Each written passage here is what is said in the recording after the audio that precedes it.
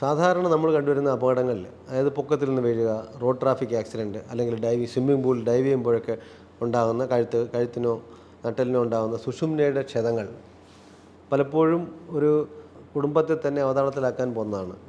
കാരണം ഒരു ഏണിംഗ് മെമ്പറിന് കാലോ കയ്യോ തളർന്ന് കിടന്നു കഴിഞ്ഞാൽ ആ കുടുംബം മൊത്തവും ബുദ്ധിമുട്ടാകും.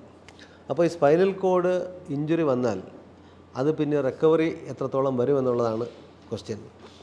പലപ്പോഴും ചതവ്, ചെറിയ രീതിയിലുള്ള ഡാമേജ്, സുഷുമ്നയിൽ നിന്ന് പുറത്തേക്ക് വരുന്ന ഞരമ്പുകൾക്കുണ്ടാകുന്ന ഡാമേജ്, ഇതൊക്കെ ഒരു പരിധിവരെ റിക്കവറാവും, സുഖപ്പെടും.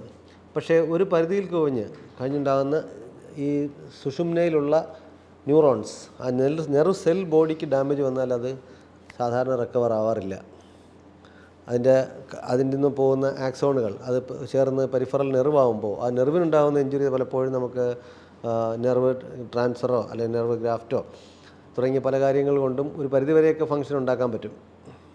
ചിലത് ചതവ് മാത്രമാണെങ്കിൽ നല്ല റിക്കവറി വരാറുമുണ്ട്. സുഷുമ്നയ്ക്കും അങ്ങനെ തന്നെ. പക്ഷേ സുഷുമ്ന രണ്ടായിട്ട് കട്ടായി പോവുകയോ അവിടെ ഉണ്ടാകുന്ന നെർവ് സെൽസിന് കംപ്ലീറ്റ് ഡാമേജ് വരികയോ ചെയ്താൽ അതിന് റിക്കവറി സാധ്യമല്ല. പല ഗവേഷണങ്ങൾ നടന്നിട്ടുണ്ട്. അതായത് സ്റ്റെം സെൽ ട്രാൻസ്പ്ലാന്റേഷൻ അല്ലെങ്കിൽ അങ്ങനെ തുടങ്ങി ഒരുപാട് പരീക്ഷണങ്ങൾ നടത്തിയിട്ടുണ്ടെങ്കിലും, അല്ലെങ്കിൽ ഡയറക്റ്റായിട്ട് ഈ സുഷുമ്ന പൊട്ടിയത് തമ്മിൽ റിപ്പയർ ചെയ്യുന്നത്, ഒരുപാട് പഠനങ്ങൾ നടന്നിട്ടുണ്ട്. പക്ഷേ അതൊന്നും ഇതുവരെ ഫലവത്തായി കണ്ടിട്ടില്ല. ഇനിയും ഗവേഷണങ്ങൾ പുരോഗമിക്കുകയാണ്. ഇനി ഉടൻ തന്നെ സമീപ ഭാവിയിൽ തന്നെ ഇതിന് ഒരു പരിഹാരം ഉണ്ടാകുമെന്ന് പ്രത്യാശിക്കാം.